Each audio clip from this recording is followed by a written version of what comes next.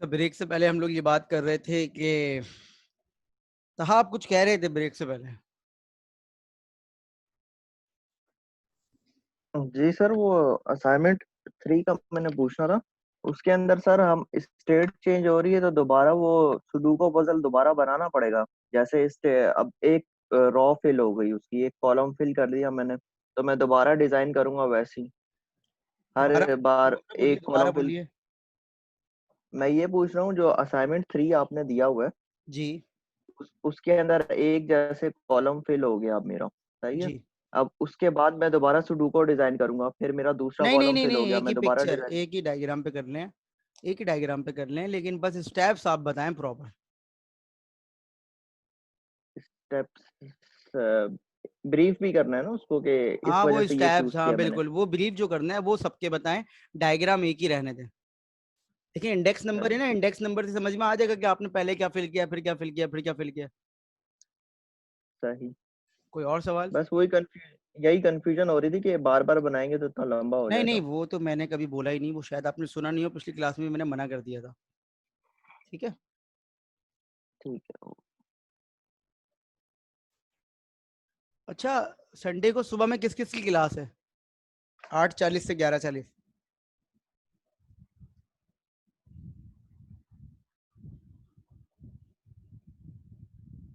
जी भाई, किस किस की क्लास है संडे की सुबह? 8:40 से 11:40।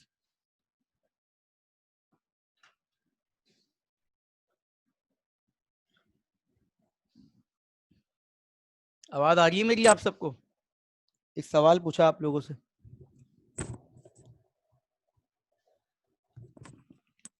जी बेटा, किस किस की क्लास है संडे को?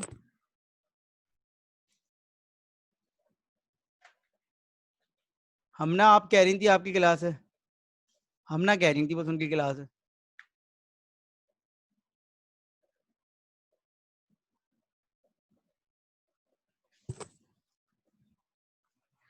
हम ना तो फिर अभी जो यूनिवर्सिटी ने ऑफिशियल शेड्यूल बनाया था, फ्राइडे वाली क्लासेस संडे को शिफ्ट कर दी थी।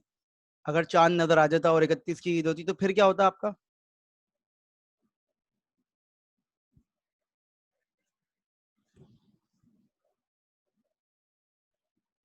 पता है ना आपको ये बात, कि जो मेकअप का शेड्यूल लगा था, तो फ्राइडे 31st, तो फिर संडे वाली क्लास नहीं होती उस दिन, आपकी मोबाइल ऐप वाली।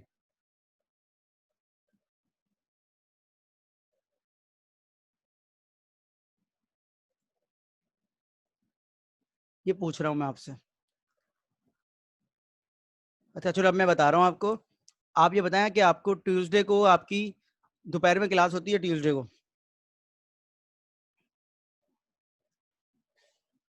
यही लैब होती है ट्यूसडे को, कितने बजे से कितने बजे तक? नहीं नहीं, सिर्फ मैं हमना से पूछ रहा हूँ। 12:30 फाइनल लैब है इस दफा।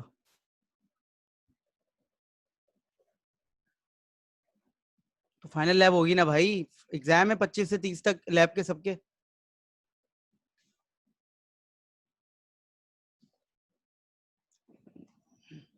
अच्छा, थर्सडे को है लैब टेस्ट। भाई ऐसा हो सकता है हम ना, कि आप संडे वाली क्लास अगर लेना चाहें 9 से 12 ले लें, या फिर मैं, अच्छा बताएं, थर्सडे को है फाइनल लैब। वो कितने बजे की टाइमिंग है?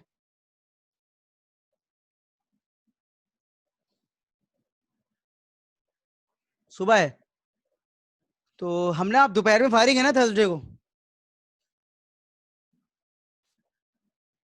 हाँ, तो बस एक काम कर लीजिए, आप संडे वाली क्लास अगर मिस करेंगी ना, तो अटेंडेंस का तो मसला नहीं है, लेकिन आपने जो सीखना होगा वो, मैं थर्सडे को नॉर्थ कैंपस में मेरी क्लास होती है 12:15 से 3:15, उस दिन मैं पढ़ाऊंगा वो चीज़। तो आप वो ज्वाइन कर लीजिएगा, मुझसे लिंक ले लीजिएगा। क्या कहती हैं? ताकि फिर हम काफी सारे बच्चों ने मुझे मैसेज किए थे कि सर अगर फ्राइडे वाली क्लास पहले हो जाए, और मैं खुद भी यही चाहता हूँ, टू बी वेरी ऑनेस्ट। ऐसा नहीं है कि मैं नहीं चाहता, मैं भी यही चाहता हूँ कि फ्राइडे वाली क्लास पहले हो जाए, चांद रात है। तो अगर ऐसा हो जाए तो मुझे बता दीजिए, पॉसिबल है? चलें, आप कह रही हैं पॉसिबल है, सही है बेटा। तो हमारी संडे को क्लास है 8:40 से 11:40। फिर हम फ्राइडे वाली क्लास नहीं लेंगे। सब लोग सुन रहे हैं ये? संडे को क्लास है हमारी हाँ, 8:40 से 11:40, और मंडे को वाई वाई। मैं कर दूंगा बेटा, मैं लिंक क्रिएट करके कर दूंगा। मंडे को वाई वाई तो हमारा मंडे फिर लास्ट डे हो जाएगा। फिर आपके पास 3-4 दिन होंगे, आपने मुझसे कुछ पूछना हो कोई पेपर के हवाले से, वो भी मैं डिस्कस कर लूंगा आपसे संडे वाली क्लास में, ठीक है? तो संडे वाली क्लास आपने लाजमी लेनी है। अच्छा, अभी मैं आपको क्विज दूंगा थोड़ी देर में जब ये क्लास एंड होगी, और वो क्विज का टाइम होगा शाम के 7 बजे तक का, ठीक है?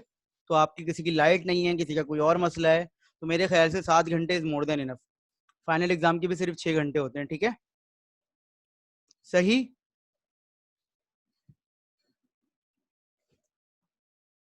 इससे ज्यादा टाइम नहीं देंगे।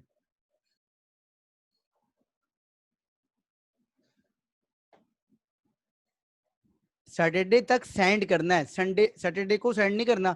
सैटरडे से पहले भी आप अपलोड कर सकते हैं बेटा। आप अपलोड करेंगे तो मैं देखना शुरू करूंगा ना। एक ग्रुप ने भेजा है, उनका मैंने वीडियो देख लिया। अगर आप लोग सभी लास्ट मोमेंट पे करेंगे तो मेरे लिए बड़ा मसला हो जाएगा सिर्फ संडे को चेक करना। इसलिए मैंने आप लोगों से कहा था कि पहले कर दीजिए। और दो कि आप लोगों के साथ और भी इश्यूज हैं, जाहिर सी बात है, लेकिन मैंने भी आपको 10 दिन से बोला हुआ था, इसलिए मैं कह रहा हूँ कि थोड़ा पहले कर दें, आज कर दें, दोपहर तक कर दें, रात तक कर दें, तो जैसे। जी मैं वापस आ गया हूँ।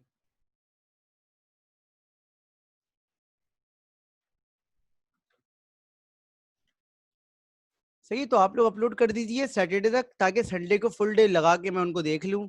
और उसके बाद ये होगा कि मंडे को आपका वाइवा हो जाएगा। तो जैसे ही आप लोग वीडियो अपलोड करेंगे मैं आपका शेड्यूल डिस्प्ले कर दूंगा मंडे वाले दिन का, कि मंडे को आप लोग सुबह में जो है वो, सुबह में नहीं सॉरी, दोपहर में जो आपकी वाइवा है, मैं आपको शेड्यूल बता दूंगा। तो आप अपने शेड्यूल से आधे घंटे पहले ऑनलाइन आ जाइएगा। फेसबुक पे एक्टिव रहिएगा, मैं वहाँ पोस्ट करता रहूंगा किसने ज्वाइन करना है। ऑल दो के शेड्यूल होगा, लेकिन अगर कोई ग्रुप जल्दी हो जाता है या कोई ग्रुप देर कर देता है, तो फिर हमें ऑल्टरनेटिव मौजूद होगा। हमारे पास मुश्किल से कितने ग्रुप होंगे, 14-15 ग्रुप होंगे, तो वो हमें 3-3.5 घंटे में खत्म करना है, ठीक है बेटा? कोई सवाल है इससे मुतालिक तो बता दीजिए। आपके 3 क्विज हो चुके हैं जो कि आपने सबमिट करना है, और चौथा क्विज आपका आज है, सॉरी 3 असाइनमेंट हो चुके हैं आपके, और चौथा क्विज आपका आज है। तो मैंने आपके 2 असाइनमेंट के और 3 क्विज के मार्क्स अपलोड भी कर दिए हैं। सही है, चलें भाई आगे बढ़ते हैं। तो ये जो है अब हमारा जो मेन टॉपिक है वो है बेटा लिमिटेशंस क्या है प्रोपोजिशनल लॉजिक की, जिसकी वजह से हमें फर्स्ट ऑर्डर लॉजिक पे जाना पड़ता है। तो लिमिटेशन ये है कि अगर आप प्रोपोजिशनल लॉजिक यूज कर रहे हैं तो प्रोपोजिशनल लॉजिक में वो क्वांटिफायर यूज नहीं करता। मतलब क्या है कि एक से ज्यादा पे बात नहीं कर रहा, किसी इंडिविजुअल की बात नहीं कर रहा, वो क्या कह रहा है, जनरल बात कर रहा है। और आपको ना इस तरीके से लिखने की फैसिलिटी नहीं है। देखें ये, जैसे आप प्रोलॉग में लिखते हैं, अगर आप मैन नाम का एक प्रेडिकेट बना लें, तो मैन जो होते हैं वो एक से ज्यादा होते हैं, तो बस आपको अब नाम चेंज करने की जरूरत है। आपने अहमद की जगह पे अली लिख दिया, अली की जगह पे अकरम लिख दिया, ये नाम आपने लिख दिया। इसी तरीके से आपने एक फादर का प्रेडिकेट बना लिया कि अहमद फादर इज बिलाल, तो एक से ज्यादा पे ट्रू हो सकता है कि अहमद की जगह पे कोई और आ जाए, बिलाल की जगह पे कोई और आ जाए। तो फादर जो है वो एक कॉमन प्रेडिकेट हो गया, ब्रदर हो गया, ओन्स हो गया, टॉल हो गया, हेट्स हो गया, फैमिली हो गया। फिर रूल्स बना सकते हैं आप इसकी मदद से। तो ये कहलाती है प्रेडिकेट लॉजिक। अच्छा, इसमें ना क्वांटिफायर वो 5 कनेक्टिव्स ही यूज होते हैं। कनेक्टिव्स कौन से वाले, प्रोपोजिशन वाले। लेकिन 2 एक्स्ट्रा चीजें आ जाती हैं इसके अंदर, इनफैक्ट 3। एक होती है इक्वलिटी, और 2 होते हैं क्वांटिफायर। जिसमें आपको याद होगा क्वांटिफायर में एक फॉर ऑल होता है और एक देयर एग्जिस्ट होता है। ये देखिएगा, मैं आपको थोड़ा सा एक्सप्लेन कर रहा हूँ, साथ साथ रहिएगा, इसमें पार्टिसिपेट कीजिएगा, क्योंकि ये प्रैक्टिस मांगता है टॉपिक। इसका सिंबल होता है ये जो बना हुआ है आपके सामने। अगर मैं इसको एक्सप्लेन करूं तो मैं कह सकता हूं कि ए बना हुआ है, रिवर्स ए बना हुआ है, बिल्कुल अपोजिट ए बना हुआ है। इसको पढ़ते कैसे हैं, फॉर एवरी फॉर ऑल।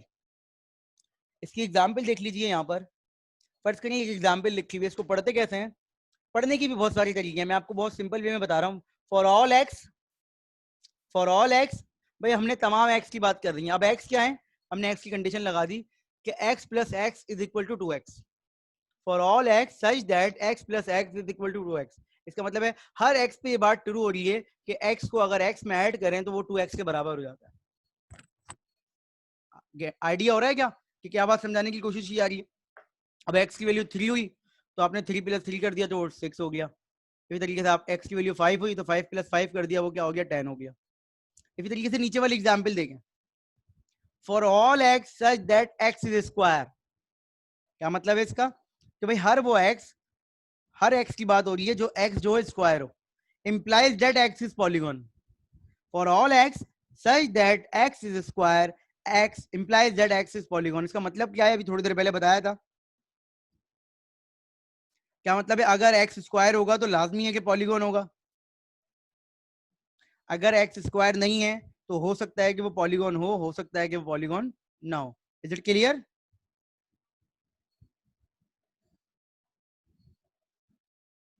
ठीक है, अभी इसकी एग्जाम्पल देखेंगे तो और समझ में आएगा। ये देखिएगा, एवरीवन एट कीट इज स्मार्ट। सुभान अल्लाह, क्या लिखा हुआ है, एवरीवन एट कीट इज स्मार्ट। इसका मतलब है अब इसको हमें फर्स्ट ऑर्डर लॉजिक से एक्सप्लेन करना है, जिसको प्रेडिकेट कैलकुलस भी कहते हैं आप। तो हमने लिखा फॉर ऑल एक्स। अब थोड़ा सुकून से देखिएगा इसे, फॉर ऑल एक्स कंडीशन क्या है, एवरीवन एट कीट इज स्मार्ट। ये नहीं कह रहे कि दुनिया के तमाम लोग कीट पर हैं, ये कह रहे हैं कीट पे जो लोग हैं वो स्मार्ट हैं। दो अलग अलग बातें हैं, ठीक है। तो हमने लिखा फॉर ऑल एक्स। अब हमने कीट पे होने के लिए एक प्रेडिकेट बना दिया, एक्स इज एट कीट, एक्स एट कीट। अब ये जो प्रेडिकेट है ना बेटा, ये गौर से सुनिएगा, ये आप लोग प्रोलॉग कर चुके हैं, फिर मैं डायरेक्ट इस पे आया हूं। ये आपकी मर्जी होती है, आप एट का बना दें, प्रेजेंट का बना दें, इन का बना दें, लोकेशन का बना दें, कोई भी नाम रख दें, ये आपकी मर्जी होती है। तो ऐसा नाम रखें जो लॉजिकल हो, जिससे समझ में आ जाए। देखिए एक्स इज एट कीट, ये समझ में आ रहा है, ठीक है। लेकिन अगर एक्स लोकेशन इज कीट, ये भी समझ में आ रहा है। लेकिन आप लिखें एक्स, यहाँ पर लिखते हैं एप्पल, तो वो समझ में नहीं आएगा। तो नाम ऐसा होना चाहिए आपके प्रेडिकेट का जो लॉजिकल हो, जिससे समझ में आ रहा हो। अब इसको देखिएगा, for all x such that x is at KIIT implies that x is smart. इसका मतलब क्या है कि वो तमाम एक्स जो कीट पर हैं इम्प्लाइज दैट वो स्मार्ट है। इसका मतलब है अगर कीट पर है तो लाजमी है कि वो स्मार्ट होगा, लेकिन अगर कीट पर नहीं है तब भी वो बंदा स्मार्ट हो सकता है। Are you getting me? अगर वो कीट पर नहीं है तब भी वो बंदा क्या हो सकता है, स्मार्ट हो सकता है। तो इस चीज को अगर हम यहाँ पर एक्सप्लेन करें कि सर आप मुझे थोड़ी सी मेरी हेल्प कीजिए, जो लोग अभी सुन रहे हैं मेरी बात गौर से, मैं इसको यहाँ से कट कर रहा हूँ और इसको कट करके यहाँ पर एंड लगा रहा हूँ। क्या लगा रहा हूँ? एंड। पूरी स्टेटमेंट यही है, यहाँ पर क्या लगा रहा हूँ, एंड। क्या आप में से कोई मुझे इसकी मीनिंग बता सकता है डिस्क्रिप्टिव फॉर्म में, मतलब इंग्लिश की फॉर्म में, अपनी वर्डिंग में? इसका मतलब क्या हो जाएगा? क्या मतलब चेंज हो जाएगा या सेम रहेगा? क्या मतलब सेम हो जाएगा या चेंज रहेगा? सेम रहेगा मतलब, मुस्लिम कह रहे हैं सेम रहेगा, कोई और?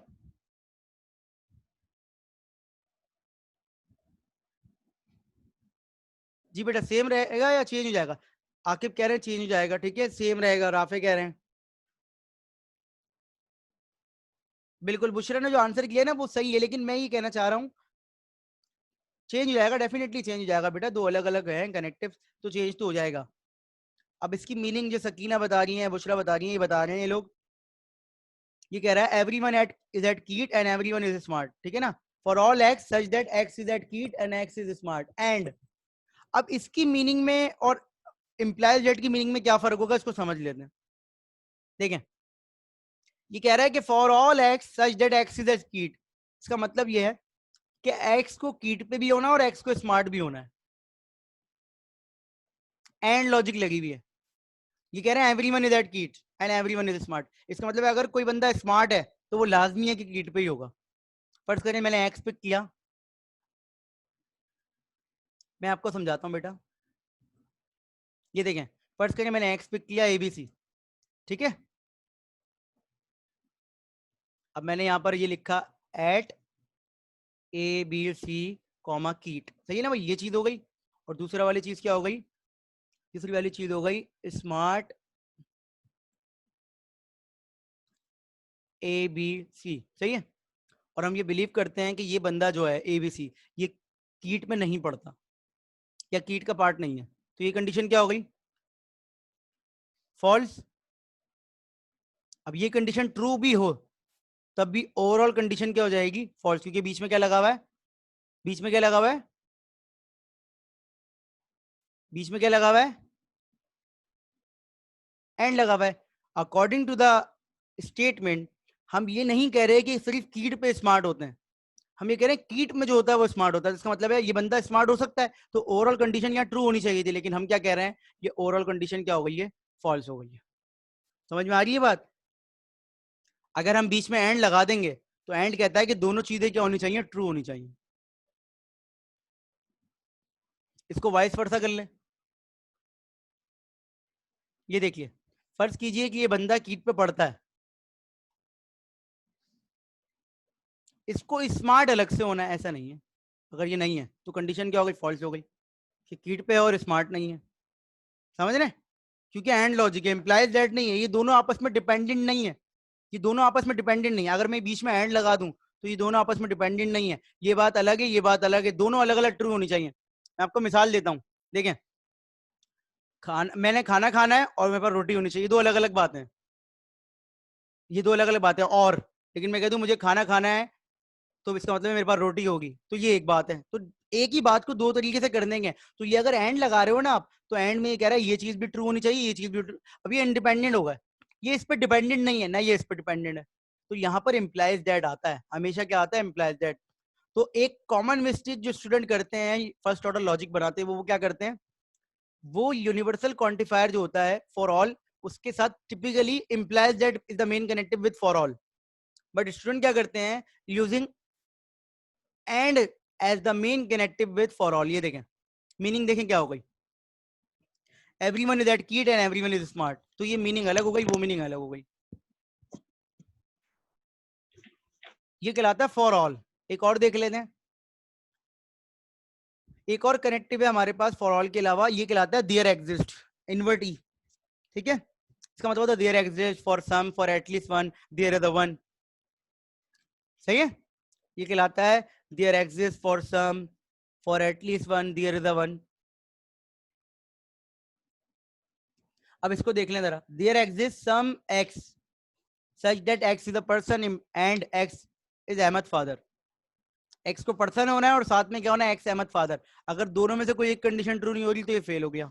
इसको मैं इस एग्जाम्पल से समझाता हूँ, ये ज्यादा अच्छे से समझ में आएगा। ये देखें, समवन एट कीट इज स्मार्ट। ठीक है, तो देखिए देयर एग्जिस्ट सम एक्स।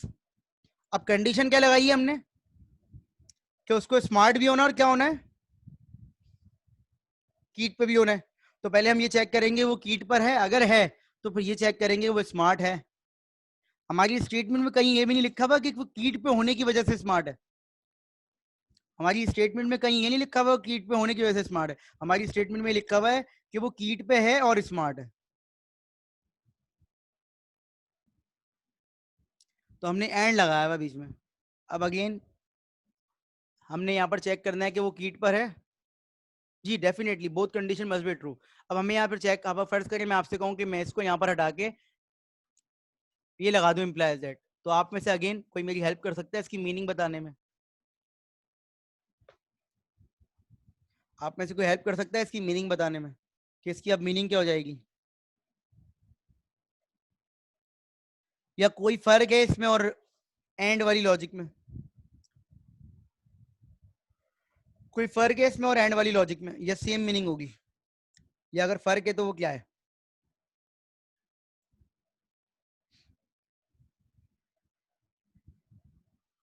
बताइए बताइए बेटा, जल्दी से बताइए। चेंज है, जो कीट में होगा वही स्मार्ट होगा। सेम तो डेफिनेटली नहीं होगी। डिफरेंस बता देना क्या होगा। अभी पिछले समझाया था ना आपको, इसी तरीके से यहाँ मुझे समझा दें आप। नहीं नहीं, ये एवरी वन नहीं है बेटा, लगा हुआ दियर एग्जिस्ट ही है यहाँ पर, लेकिन इम्प्लाइज दैट लगा दिया। नहीं नहीं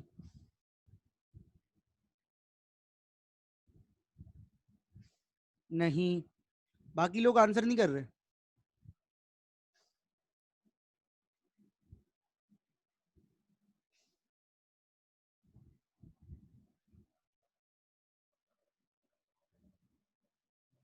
ये आप लोग ना एक ही डायरेक्शन में क्यों जा रहे हैं सब लोग? भाई देखें, इम्प्लाइज दैट का मतलब क्या होता है, कि ये कंडीशन ट्रू हो सकती है, अगर ये कंडीशन ट्रू ना भी हो। सही कह रहा हूँ गलत? इम्प्लाइज दैट में ये वाली कंडीशन इसके फॉल्स पे इंडिपेंडेंट होती है, ऐसा ही है। तो अगर मैं इसको यहाँ पर ये लिखूं, ये देखें इधर देखें, एक ऐसे बंदे के लिए भी ट्रू हो सकता है जो कीट पर ना हो। ये देखें, फर्स्ट करें मैं ये लिखूं एट एक्स कॉमा कीट, और दूसरी चीज लिखूं स्मार्ट एक्स। सही है, आगे बढ़ते हैं। एक्स ले लेते हैं एक ऐसा बंदा जो कीट में नहीं पढ़ता, ठीक है, एबीसी, ये नहीं पढ़ता, ये कीट का स्टूडेंट नहीं है, ठीक है। ये देखें, ये कंडीशन क्या हो गई, फॉल्स। आप इसको छोड़ दें, क्या लिखा हुआ है, मैं आपको जर्नली बता रहा हूँ कि ये कंडीशन क्या हो गई, फॉल्स, कि एक्स जो है is not a part of कीट, लेकिन एक्स स्मार्ट है। समझ रहे हैं, समझ रहे हैं,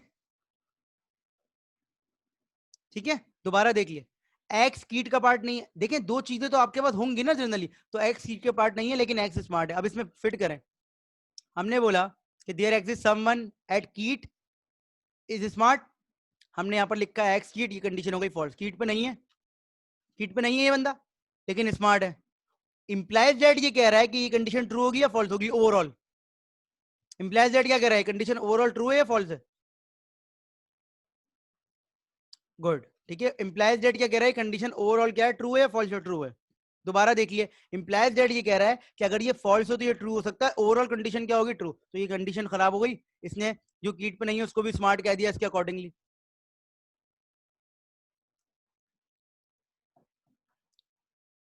बेटा मैं जो कह रहा हूँ ना उसको सुन लीजिए, जिस डायरेक्शन में अगर आप सोच रहे हैं उससे थोड़ा सा निकलिए।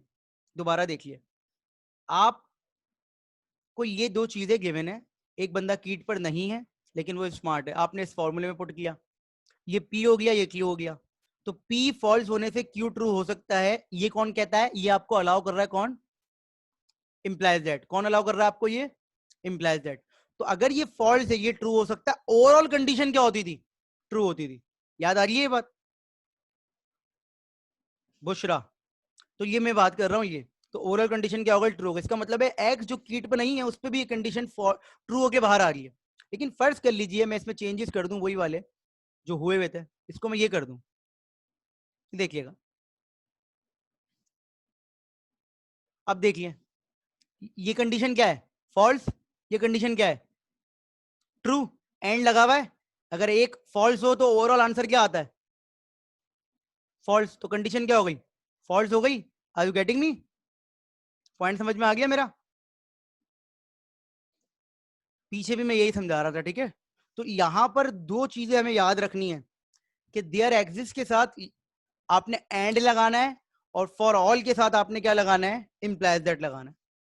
देयर एग्जिस्ट के बाद क्या लगाना है, देयर एग्जिस्ट के बाद आपने लगाना है एंड, और फॉर ऑल के बाद क्या लगाना है आपने, इंप्लाइज दैट। ये देखिएगा, ये चीज मैं कह रहा था, this condition would be true if there is anyone who is not at KIIT, ये कंडीशन आपको उस पर भी आंसर दे देगी जो कि बंदा कीट पे मौजूद नहीं होगा, हालांकि हमारी स्टेटमेंट में ये नहीं लिखा हुआ, ठीक है। तो आपको इस चीज का ख्याल रखना है कि इंप्लाइज दैट के बाद इंप्लाइड दैट कहाँ यूज हो रहा है और एंड कहाँ यूज हो रहा है, सही है। ये देखें, ये कुछ इनकी प्रॉपर्टीज है आपस में, लाइक नेस्टेड की तरह होता है। तो for all x for all Y, अगर आप फॉर ऑल पे काम कर रहे हैं दोनों के लिए तो इनकी पोजीशन चेंज होने से फर्क नहीं पड़ता। अगर आप इनकी पोजीशंस पे काम कर रहे हैं तो इन दोनों पे ओवरऑल पे काम कर रहे हैं, ऑल पे, तो आपको पोजीशन चेंज करने से कोई फर्क नहीं पड़ेगा, for all x for all y लिख दे या for all y for all x लिख दे, same for there exist, same for there exist, उस पर भी आपको कोई फर्क नहीं पड़ेगा, सही है। लेकिन अगर एक देयर एग्जिस्ट है और एक फॉर ऑल वाई, मतलब एक फॉर ऑल है और एक देयर एग्जिस्ट है, इनकी पोजीशन चेंज करने से मीनिंग चेंज हो जाएगी। मतलब ये जिस तरह से नेस्टेड का चक्कर होता था, तो इनकी पोजीशन चेंज होने से मीनिंग चेंज हो जाएगी। इसकी मीनिंग मैंने यहाँ पर एक्सप्लेन की हुई है, देखें, एक लिखा हुआ है there exist some X such that for all Y X loves Y, there exist some X, एक एक्स, एक्स कितना एक, for all Y X love Y, there is a person who loves everyone in the world. तो अगर मैं आपसे यहां पूछूं यहां पर एक्स कितने हैं, तो आप बोलेंगे सर एक्स एक ही रहेगा, वाई जो है वो बहुत सारे हैं, वाई जो है वो बहुत सारे हैं, ठीक है, मैनी। इसका मतलब है जब भी मैं एंटर होऊंगा तो मैं एक एक्स के लिए बात कर रहा हूं, तो एक्स एक ही रहेगा, अंदर वाला लूप बार बार चलता रहेगा। ये बात समझ में आ रही है, there is a person who loves everyone in the world, एक बंदा है जो कि हर किसी से प्यार करता है, ये समझ में आ रही है बात। लेकिन अगर मैं इनकी पोजीशन चेंज कर दूं, अगर मैं इनकी पोजीशन चेंज कर दूं तो यहाँ क्या लिखा हुआ है, for all Y there is some X, तो क्या आप मुझे बता सकते हैं यहाँ पर वाई तो बहुत सारे हैं, एक्स कितने हैं यहाँ पर नीचे वाले में,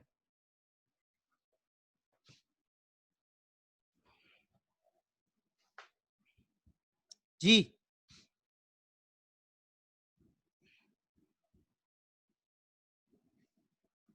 कम से कम एक नहीं, कुछ और लिखा भाई, इसको समझने की कोशिश करें।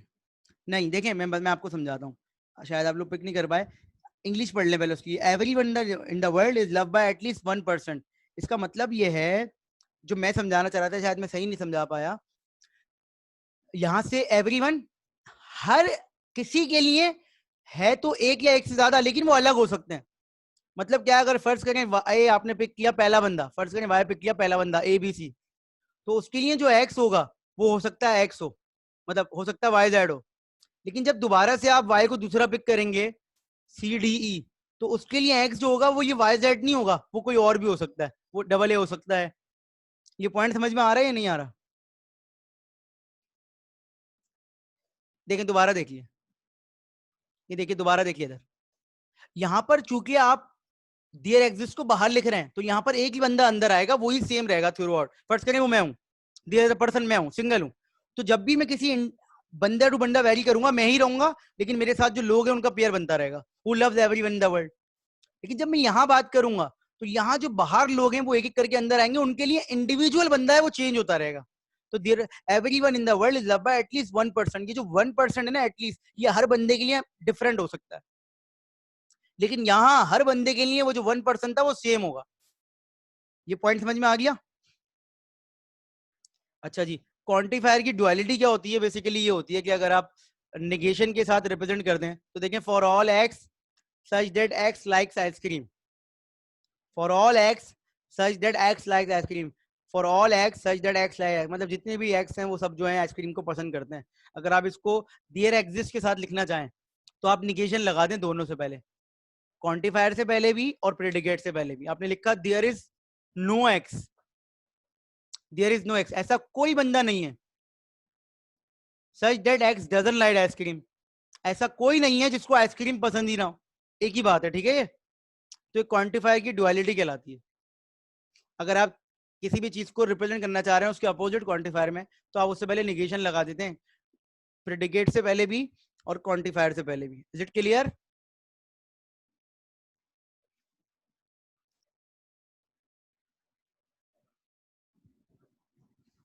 ये कुछ एग्जाम्पल हैं, मैं ये चाहता हूं कि ये एग्जाम्पल 3-4 मैं करवा रहा हूँ, बाकी आप रीड कीजिएगा, संडे को हम यहीं से कंटिन्यू करेंगे, लेकिन पहले आप एग्जाम्पल देख लें। मैं थोड़ा सा आपको आइडिया दे रहा हूँ। ल्यूसी इज अ प्रोफेसर, तो समटाइम्स फर्स्ट ऑर्डर लॉजिक बनाते हुए आपके पास कोई फैक्ट गिवन होता है, फैक्ट जिसे आप नॉलेज कहते हैं। तो देखिए सिंपल, आप इसको इस तरह से लिख दें, इस प्रोफेसर लूसी। अब इसका नाम अलग हो सकता है, कोई प्रोफेसर ले लेगा, कोई पी ले लेगा, कोई इस प्रोफेसर ले लेगा, लेकिन चूंकि एक फैक्ट है तो इसमें ना कोई फॉर ऑल आएगा, ना एंड आएगा, ना इम्प्लाइज दैट आएगा, कुछ भी नहीं आएगा। सिंपल ये देखें, लूसी इज अ प्रोफेसर, आपने क्या किया, इस प्रोफेसर ब्रैकेट में लिख दिया लूसी। इसका मतलब है जो प्रोफेसर है वो एक से ज्यादा हो सकते हैं, तो हमने लूसी के लिए स्पेसिफिकली बात की है। क्लियर हो गई ये बात?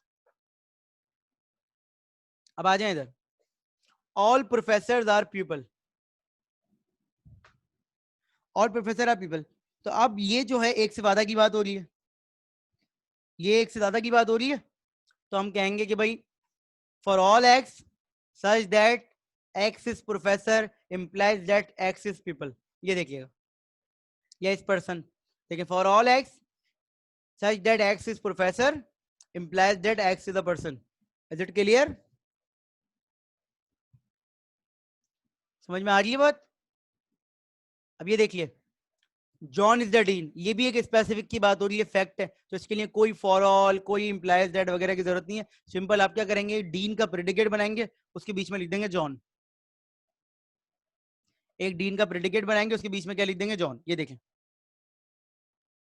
इस डीन, ब्रैकेट में आपने लिख दिया जॉन। इसी तरीके से डीन आर प्रोफेसर। अब डीन के लिए ना बेसिक रिक्वायरमेंट एक ये भी होती है कि वो प्रोफेसर होना चाहिए। डीन के लिए एक बेसिक रिक्वायरमेंट ये होती है कि वो प्रोफेसर होने चाहिए। इसका मतलब ये नहीं है कि हर प्रोफेसर डीन होते हैं, लेकिन हर डीन को प्रोफेसर होना चाहिए। क्लियर? पॉइंट समझ में आ गया? हर डीन प्रोफेसर होता है, लेकिन जरूरी नहीं है हर प्रोफेसर डीन हो, क्योंकि यूनिवर्सिटी में आपको पता है 2 डीन होते हैं, 4 डीन होते हैं, 6 डीन होते हैं, लेकिन प्रोफेसर बहुत सारे हो सकते हैं। तो इसी तरीके से मैं आपसे बोलूं कि भाई हर बंदा जो सॉफ्टवेयर हाउस में काम कर रहा है, फर्ज करें उसका ग्रेजुएशन होना चाहिए। इसका मतलब ये नहीं है जिसका ग्रेजुएशन हुआ वो सिर्फ सॉफ्टवेयर हाउस में काम करता है, वो कहीं और भी काम कर सकता है। तो वाइस वर्सा नहीं है ये चीज, ठीक है। तो डीन आर प्रोफेसर, तो देखिए हमने क्या लिखा हुआ है, for all x such that x is dean implies that x is professor. सही है। तो ये कुछ एग्जाम्पल है, इनको देखिएगा। ये कुछ और एग्जाम्पल यहाँ भी लिखी हुई है, इनको आपने रीड करके आना है संडे तक, ताकि आपको कोई सवाल ववाल हो तो मुझसे पूछिए। कुछ और एग्जाम्पल है, सिंपल सिंपल सी एग्जाम्पल है, लेकिन इनके सॉल्यूशन भी दिए हुए, तो आप इसको पढ़ के आइएगा। अगेन मैं जितना भी इसकी ड्रिल में तैयारी करवा दूं, हर एग्जाम्पल आपको न्यू लगेगी, हर एग्जाम्पल आपको न्यू लगेगी। तो बेहतर ये कि आप इसको एक दफा गो थ्रू करें, फिर मुझे बताइए कि भाई सर इसमें ये प्रॉब्लम हो रही है, इस वाले में ये प्रॉब्लम है, या इस वाले में ये प्रॉब्लम है, तो मैं आपको एक्सप्लेन करूंगा। ये संडे की बात हो रही है, ठीक है। अब मैं आप की अटेंडेंस लेता हूँ। उससे पहले मैं आपको आपका क्विज समझा देता हूँ, फिर मैं आपकी अटेंडेंस लूंगा, ठीक है। तो क्विज जो है वो आपका क्या है वो मैं आपको बता देता हूँ।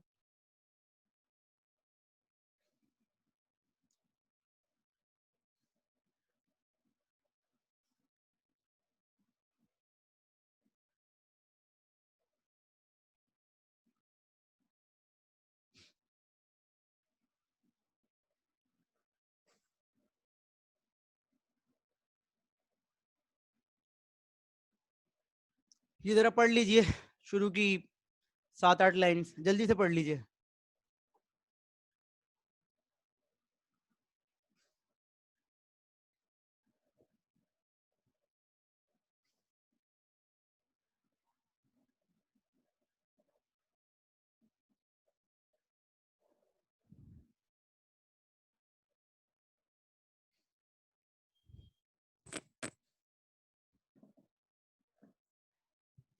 एक मिनट है आपके पास, इसको पढ़ लीजिए, फिर मैं एक्सप्लेन करता हूँ।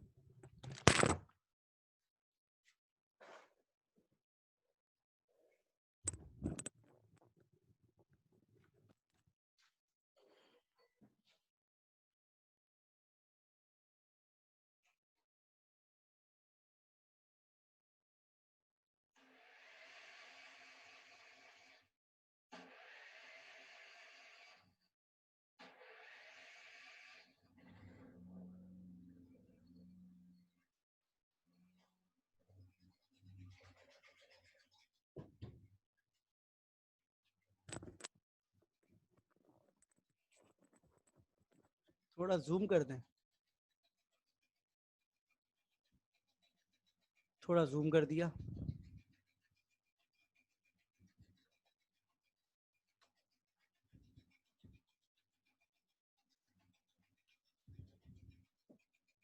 आप लोग उसको पढ़िए, 2 मिनट है आपके पास, जो आपको समझ में आ रहा है फिर मैं उसको एक्सप्लेन करूंगा।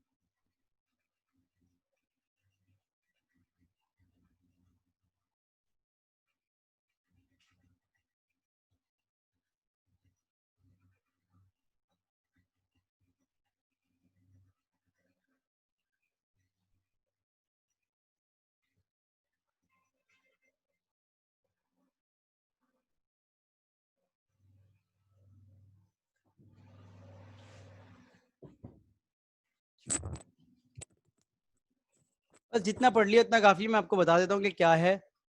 एक सिनेरियो गिवन है कि 5 फैकल्टी मेंबर हैं, 5 फैकल्टी मेंबर हैं और उनको 4 क्लासरूम असाइन कर दें, ठीक है।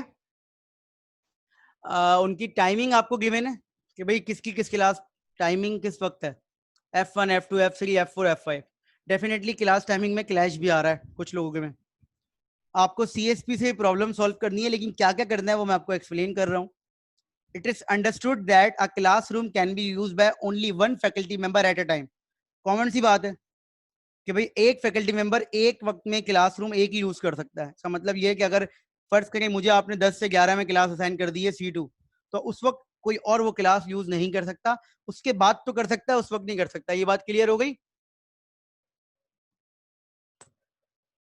सिंपल सी बात है, इसमें कोई ऐसी चीज तो नहीं है कि मैं कोई ज्यादा एक्सप्लेन करूंगा। ठीक है, दो चीजें और दी हुई हैं। It is assume that C2 is small for F1 and F2। इसका मतलब है F1 और F2 के लिए C2 बहुत छोटा है। समझ में आ रहा होगा आपको कि क्या कहना चाह रहे हैं यहाँ पर। और C3 एंड C4 के लिए F5 बहुत छोटा है। मतलब C3 एंड C4 F5 के लिए छोटा है। तो ये दो चीजें आपको गिवन है। सबसे पहले पार्ट में आपको क्या करना है, सबसे पहले पार्ट में आपने ये करना है कि map this problem as a constraint satisfaction problem. Our variables are faculty member and the domains are classroom. ये कह रहे हैं कि फैकल्टी मेंबर आपके क्या है, वेरिएबल्स, और डोमेन क्या है आपकी, classroom. After applying the unary constraint what would be the domains of each faculty member. मतलब क्या है इसका, आपने पहले स्टेप में सारे फैकल्टी मेंबर लिख देने हैं और आपने ये बताना है कि इनिशियल जो जो कंस्ट्रेंट हमें गिवन है, जो जो कंस्ट्रेंट हमें गिवन है, उसके बाद इनिशियली जो हमें गिवन है उसके बाद हमारे पास किसके पास क्या क्या चॉइसेस बच रही हैं। F1 के पास क्या क्या चॉइस बच रही है, F2 के पास क्या क्या चॉइस बच रही है, F3 के पास क्या क्या चॉइस बच रही है, F4 के पास क्या क्या चॉइस बच रही है, F5 के पास क्या क्या चॉइस बच रही है। आपने खुद से असाइन नहीं करना पार्ट ए के अंदर। इनिशियली जो जो आपको चीजें गिवन है, ये जो गिवन है ना, ये जो लिखी हुई है, ये टाइमिंग के जो क्लैशेस हैं, उसके बाद आप बता दीजिए F1 F2 F3 F4 5 के पास क्या क्या बचा हुआ। पार्ट बी देख लीजिए, कह रहे हैं कि जो ए में आप डोमेन बता देंगे कि यही बची हुई है। पार्ट बी में पूछ रहे हैं कि if we apply most constraining variable heuristic what would be our choice after part A. अगर हम मोस्ट कंस्ट्रेनिंग वेरिएबल वाला ह्यूरिस्टिक यूज करें तो पार्ट ए में हमें किस वेरिएबल को चूज करना चाहिए। सिर्फ नाम लिख दें और जस्टिफाई कर दें एक लाइन में, दो लाइन में, क्यों आप ये चूज कर रहे हैं। पार्ट सी में भी ये कह रहे हैं कि if we apply minimum remaining value heuristic what would be the what would be our choice after part A. अगर हम मिनिमम रिमेनिंग वाले ह्यूरिस्टिक यूज करें तो हमारी चॉइस क्या होगी, उसको भी एक लाइन में एक्सप्लेन कर दें नाम लिख के। पार्ट डी और पार्ट ई मैं आपको एक्सप्लेन करता हूं ब्रेक के बाद। मतलब ये मीटिंग एंड हो रही है, आप दोबारा से ज्वाइन कर लीजिए, पार्ट भी रिपीट कर दें, दोबारा से 5 मिनट में ज्वाइन कर लें।